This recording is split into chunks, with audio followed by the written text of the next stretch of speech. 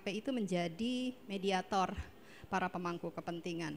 Itu rujukannya dari mana ya Pak? Karena saya baca di undang-undang, saya baca hak dan kewajiban, tugas dan kewenangan KPI itu di pasal 8 nggak ada sebagai mediator. Itu yang pertama. Yang kedua adalah Bapak mungkin sudah membaca pernyataan sikap KNRP terkait dengan pemilihan KPI. Ada 3 hal yang kami minta untuk dijalankan oleh komisioner KPI mendatang. Yang pertama adalah soal perpanjangan izin. Pak Hardli tadi juga sudah singgung, Mas Yadi sudah singgung, Mas Jono sudah singgung. Begini Pak, KPI kemarin melakukan proses perpanjangan izin tanpa transparansi yang cukup. Tidak dibuka data tentang sanksi 10 stasiun televisi. Bahkan ketika masyarakat sipil datang ke sana, datang ke KPI, itu tidak direspon dengan cukup baik. Alasannya adalah itu belum siap, tapi sampai saat terakhir itu pun tidak ditampilkan. Pertanyaan saya, apakah KPI periode baru masih dalam proses perpanjangan izin akan menampilkan itu? Itu satu, karena data itu kami tahu pasti ada. Yang kedua adalah soal uji publik. KPI riuh rendah pada saat awal tahun kemarin soal uji publik, membuka masukan publik untuk proses perpanjangan izin ini. Dan kami tahu banyak sekali publik yang memberikan masukan, tapi itu juga tidak diumumkan dengan clear kepada publik. Ya. Yang ketiga adalah permintaan KNRP yang kedua soal SSJ.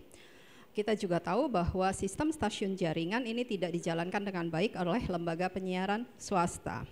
Ada penelitian KPI yang terkait dengan SSJ dan yang kami tahu secara umum datanya adalah 10 stasiun televisi tersebut tidak memenuhi standar SSJ yang memadai, ya, nilainya rendah sekali. KPI tidak membuka hasil penelitian tersebut.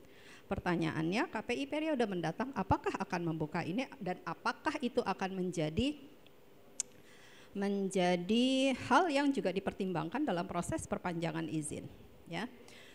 Hal yang ketiga yang dimintakan oleh KNRP adalah soal menjaga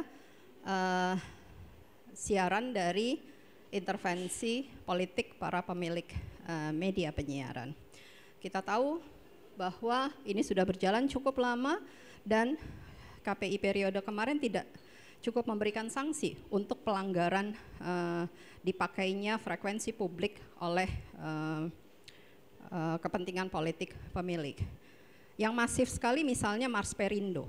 Yang masif sekali misalnya adalah Haritanu yang running text-nya muncul di program-program jurnalistiknya MNC, media-media MNC. Ya Mas Yadi ya. Nah jadi itu yang terjadi. Tapi KPI kan diam-diam aja Mas. KPI kan diam-diam aja dan semuanya berlangsung baik-baik saja. Saya kemarin pagi nonton Global TV, ada Haritanu mendatangi event Hari Anak Nasional mendatangi panti asuhan. Dan itu cukup lama beritanya, saya punya tuh rekamannya. Jadi hal semacam ini terjadi dari mulai pagi terus sepanjang hari. Nah, juga muncul di talk show-nya. Macam-macam itu. Jadi kalau kita bicara soal jurnalisme TV yang sebenarnya sangat banyak direcoki oleh kepentingan pemilik ini, apa sikap KPI ke depan? Karena kami kemarin tidak melihat hal semacam itu dilakukan oleh pelanggaran itu tidak diberikan sanksi oleh KPI yang kemarin.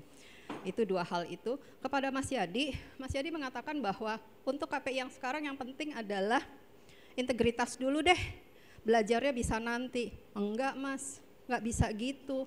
Ini regulator, lembaga negara, sehingga kami membutuhkan sebenarnya adalah yang harus duduk di sana itu regulator yang punya kemampuan mumpuni, punya kompetensi penyiaran. Kalau masih harus belajar, selama dia belajar, apakah kami rakyat harus membayari gajinya? Pada era awal itu, televisi masih terbatas, masih banyak, maka belum muncul kepentingan-kepentingan politik yang cukup besar, yang kemudian sekarang menjadi masalah besar. Surya Paloh dulu belum punya partai politik pada waktu Metro TV. Haritanu tidak saya kenal. Saya kenal dia karena dia di Bakti Investama. orang yang punya keahlian untuk memupuri, Anda tahu memupuri? Mempercantik wajah perusahaan yang jelek, kemudian menjadi cantik dan jual laku. Dan kemudian dia bisa membeli quote in quote, RCTI dan seterusnya dan seterusnya. Jadi pada awalnya mereka bukan orang-orang politik, tapi akhirnya menjadi orang politik. Nah, dari ilustrasi ini ingin saya katakan adalah bahwa tatkala mereka memiliki izin penyiaran dengan caranya, mereka tidak terkena yang disebut dengan politik. Maka dalam undang-undang penyiaran untuk LPS memang tidak ada kata-kata politik satu kata pun. Tapi tatkala kita bicara soal lembaga penyiaran komunitas, maka di sana lihat ada kata-kata non partisan. Karena dulu pada waktu itu sangat takut apabila lembaga penyiaran komunitas itu akan dipegang oleh orang-orang politik di tingkat basis. Ya. Nah, memang tidak ada kata politik untuk penyelenggara penyiaran, tetapi untuk KPI ada di dalam tulisan non partisan. Jadi KPI tidak boleh partisan. Paling bawah. Paling 10. Nah, itu perdebatan luar biasa non partisan itu. Apa yang disebut non partisan pada waktu itu untuk KPI? Tidak boleh menjadi anggota partai politik dan pengurus partai politik pada waktu itu. Itu kata kuncinya. Tetapi dalam proses politik, kalau tidak ada dukungan politik dari anggota DPR, maka tidak bisa menjadi anggota KPI. Faktanya. Nah, ini yang tadi saya mengilustrasi orang Amerika datang ke ruang sana 627 pada waktu itu. Nah, ini penting saya katakan karena saya mempelajari banyak hal, nanti Mas Ardi bisa mencatatnya, bahwa sebetulnya tadi Mbak Nina ngomong ya, KPI itu desainnya, dirancang bangunnya, kalau pakai bahasa rancang bangun, adalah lembaga yang apolitik, depolitisasi. Yang kedua, by design dia adalah lembaga yang betul-betul berdasarkan keahlian, expertise based, itu konsepnya. Bagaimana kita bisa memberikan rekomendasi, saya pemilik frekuensi, kita pemilik frekuensi akan memberi rekomendasi kepada lembaga penyiaran publik yang dulu tidak berpolitik, sekarang digunakan sebagai alat politik. Persoalannya adalah begitu. Nah, saya mempelajari beberapa hal termasuk pengalaman di seluruh dunia yang saya pelajari, tentu saja ada samplingnya, negara-negara yang tidak memperpanjang izin, bahkan mencabut izin lembaga penyiaran yang berpolitik. Amerika, radio, pada waktu itu belum ada televisi, siapa yang menggunakan politik langsung tidak perpanjang, dicabut izinnya. Bukan soal isi siaran yang pornografi, yang berpolitik yang pertama kali yang kena. Di Thailand apalagi, saya bisa ceritakan banyak. Di Korea apalagi. Jadi poin pertamanya, lembaga penyiaran yang berpolitik tidak mempunyai kelayakan untuk diperpanjang izinnya. Kami ingin tahu sejauh mana komitmen Mas Harli untuk penyiaran untuk di wilayah Indonesia Timur, bahwa kita tahu banyak permasalahan. Permasalahannya apa, lalu komitmen apa Mas Harli yang dikatakan sebagai wakil dari Indonesia Timur, komitmennya apa untuk penyiaran di wilayah itu. Kemudian yang kedua, ini terkait dengan Mas Yadi juga, bagaimana jurnalisme televisi ini bisa pro pada publik, dalam hal ini adalah publik yang berkebutuhan khusus, disability, yang memiliki kebutuhan khusus. Di koalisi kami ada dari kalangan itu. Jadi mereka mempertanyakan bagaimana komitmen untuk disabilitas, walaupun di undang-undang penyiaran kita berharap itu akan muncul tentang disabilitas ini. Soal integritas, saya di JTI itu nomor 1. Nah, integritas ini ya Mas Arya, kepada teman-teman yang lain begitu, itu juga perlu jadi catatan penting. Kenapa?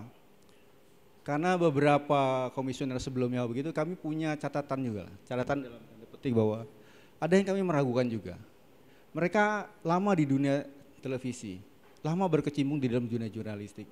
Tapi ketika akhir-akhir masa jabatan begitu, mereka goyang.